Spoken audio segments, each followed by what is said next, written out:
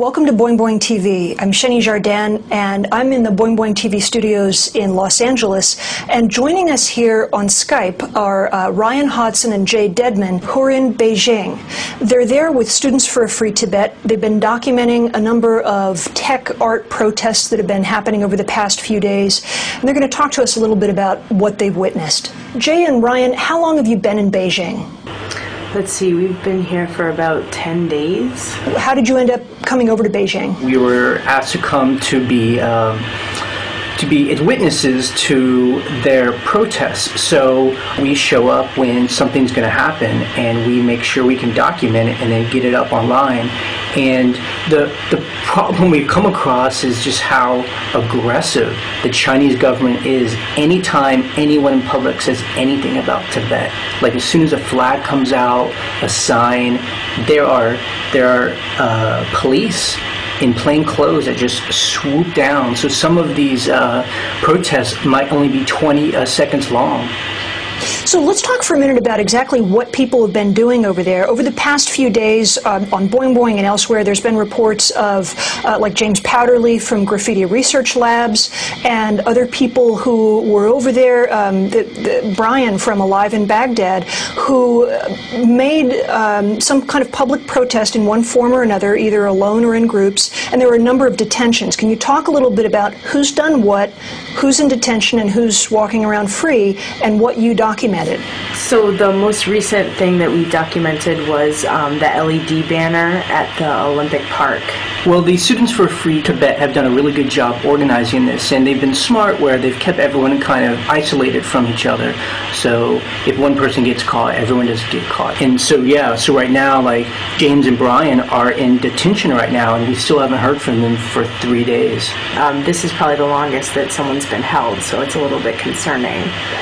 Well, Jay and Ryan, when we first got some of these reports from some of the people who work with Students for a Free Tibet and other people who are over there, you know, I blogged them on Boing Boing, and some of the first comments that came through from people who were not sympathetic to this work was, what the hell are you guys doing over there? You're just, these are sort of egotistical gestures, you're not really going to change anything, you know, come on, LED throwies, who cares about that? You're just drawing attention to yourselves.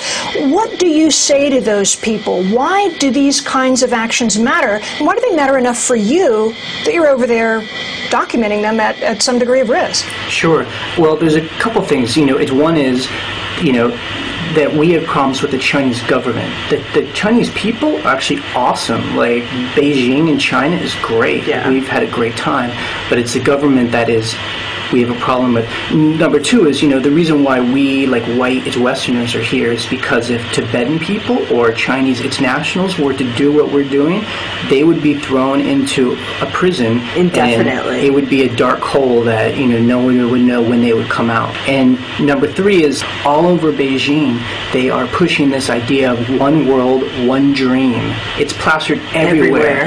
On TV, on the walls, and it's a farce. We've heard some reports that protesters in Tibet, I think one of the directors of Students for a Free Tibet said something about a female Tibetan protester in a village somewhere outside of Lhasa was shot today for unfurling a Free Tibet banner? Right. We've only read that on the internet as well, but, you know, one problem that the mainstream media is having is that they cannot take a train to Tibet to find out. I mean, there's now a new train line, and journalists were told they would be able to travel anywhere in China, but they aren't.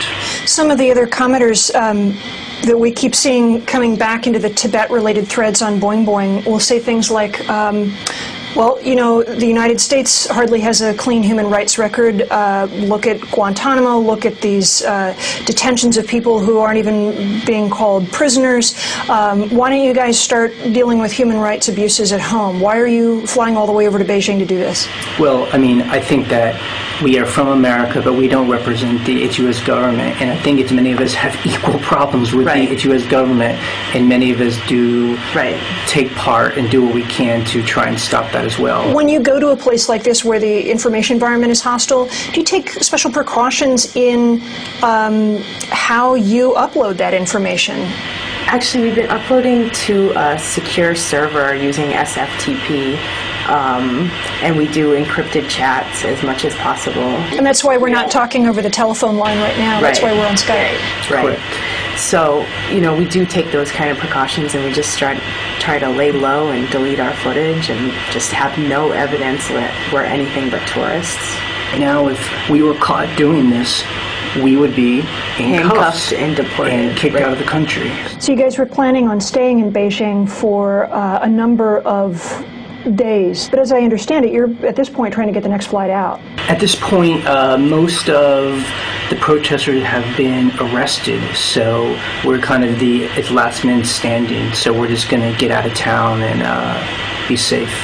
Jay Dedman and Ryanne Hodson, travel safe, and thank you for taking time out of your work and out of your travel to talk with us at Boing Boing TV. Thanks a lot. Thanks. And we're so lucky that we have all these Western supporters to fight for us, because this is a non-violent war, and we will continue, and we will go on, and we will be strong, because we won't give up.